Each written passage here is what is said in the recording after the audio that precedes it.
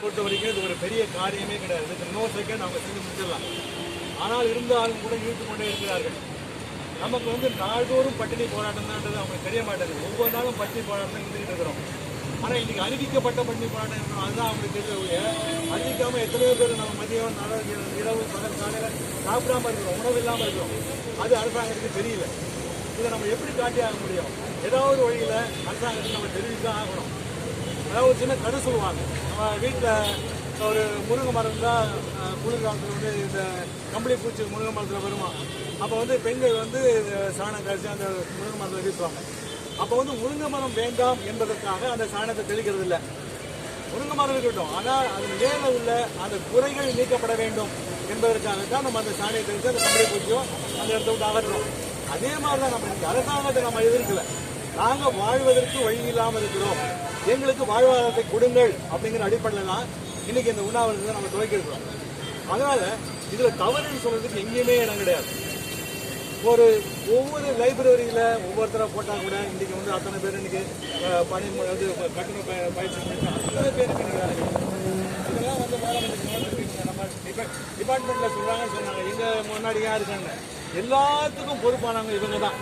ஒரு சின்ன அடிப்பட்டாலும் சரி, சின்ன வாழ்வு கிடைச்சாலும் சரி, நமக்கு இன்னைக்கு ஒரு பெரிய பதவிக்கு போனாலும் இவங்க தான் பொறுப்பு. அப்போ மட்டும் நாங்கள் பொறுப்பு என்று ஏற்றுக்கொள்கின்ற இந்த நம்ம ஆணையரகம் இந்த பட்டினி போராட்டத்தை ஏற்றுக்கொள்கிறது ஒரு விந்தையாக இருக்கிறது. நான் உங்களுக்கு வாங்கி தரேன் உறுதியாக அப்படின்னு சொன்னா அது தப்பு இல்லை. நீங்க எங்க முன்னாடி யார் இருக்கிறீங்க, எங்க முன்னாடி இருக்கிற எங்களுக்குன்னு இருக்கிற நிறுவனம் இதுதான். நாங்கள் இங்கதான் அழ முடியும், அழுதாதான் உள்ள பால் குடிக்கும். ஆனால் அழுதான் ஆகணும்.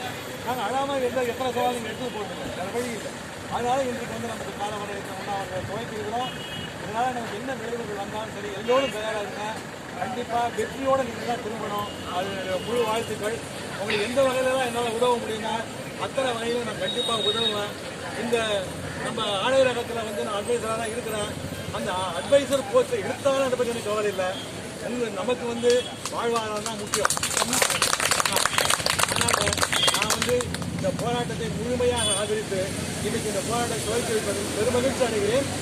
நீங்கள் தான் வெற்றியோடு திரும்ப வேண்டும் என்ற முழு வாழ்க்கையை தெரிவித்துக் கொள்கிறேன். இன்றைக்கு ஒருவேளை இவங்க நம்ம சந்திக்க மறுத்தால் நாளைக்கு சமூக அமைப்புகளோடு சேர்ந்து நம்ம போராட வேண்டி இருக்கும் என்பதையும் காவல்துறைகளுக்கு நம்ம தெரிவித்துக் கொள்வோம்.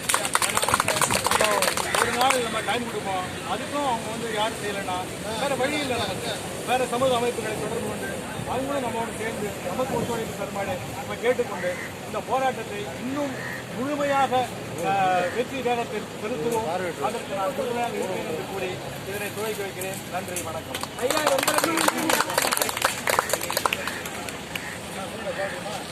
போராடுவோம் போராடுவோம் போராடுவோம் போராடுவோம் எதுக்கு இந்த போராட்டம்? என்னத்தையா கேட்கிறோம்?